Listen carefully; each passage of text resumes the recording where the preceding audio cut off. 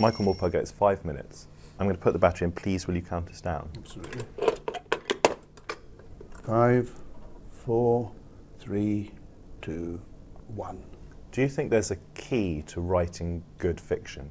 No, I don't really. Any formula you arrive at will be formulaic, and therefore in the end I think the writing will be weak. No, it should be magic. Are you a big reader yourself?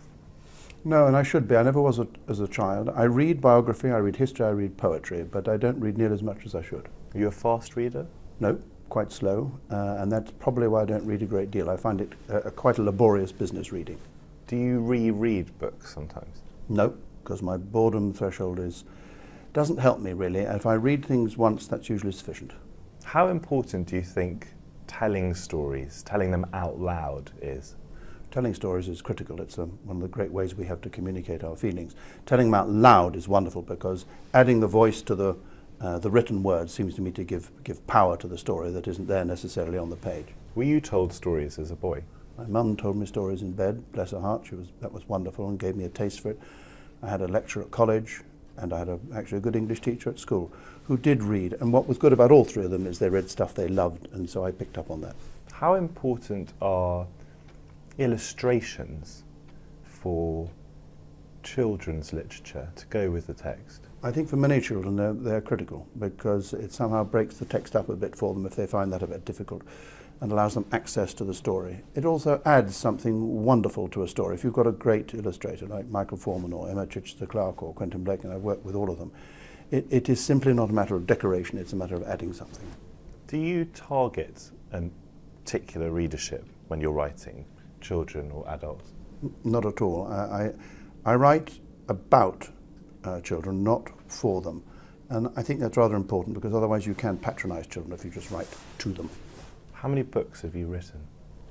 I'm told 127, which is far too many. How did you become a writer? By good accident. I was teaching in a primary school, teaching year sixes, 10 to 11-year-olds, and discovered that the best way of communicating with them was to tell a story at the end of the day. It's the only way I could gather all 35 of them, and we'd all lose ourselves in the same story. You were children's laureate. Did you feel a sense of responsibility then? Not just then, but before as well. I think most children's writers do. It's very important to us, I think, that we spread this love of reading and of stories and of poems in amongst children as much as possible, and amongst parents and teachers, because it is an access to understanding, and understanding is so important for the rest of their lives. Do you think that literature today is in as good shape as it's ever been? Well, I think so. I wasn't alive at another era, but what is good is it's certainly spread widely now, as education spreads, and it is spreading. It's not all gloom and doom, it is spreading. And the reading of books is spreading like crazy all over the place. And the stories, because one thing about children is they access stories in whatever form. They're brilliant with this technology, and they've got many, many ways of accessing it. And of course, there are wonderful writers and illustrators out there. What sort of influence did Ted Hughes have on your career as a writer? Massive, not just as a writer. He lived down the road from us. He was my mentor, certainly as a writer, and we read each other's work. And he was terrific support to me as a young writer when I was fumbling around a bit. He also hugely supported the charity Claire, my wife and I set up, Farms for City Children. And he was our first patron and has been a supporter of it, and was a supporter all his life. And what is that project exactly? It enables city children from all over this country to come and live and work on a farm in Devon. In fact, we've got 3 farms now, thanks to Ted, quite a lot. And 100,000 children have now come down from their cities, from their towns, to live and work on the farm. And that's over the last 35 years. Tell me about Warhorse. It's a book you wrote. It's been adapted for stage. It's now been adapted for film. Yes.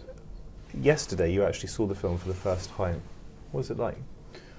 Well, I'm still in a bit of a daze and a glow after it. It is the most extraordinary epic that he's created. This is Steven Spielberg. This is Steven Spielberg, yeah. Steven Spielberg has done what he does best, which is to make a wonderful epic movie. It's both beautiful and horrifying And it takes us on this extraordinary journey of horse and young boy who loves this horse and goes searching for it.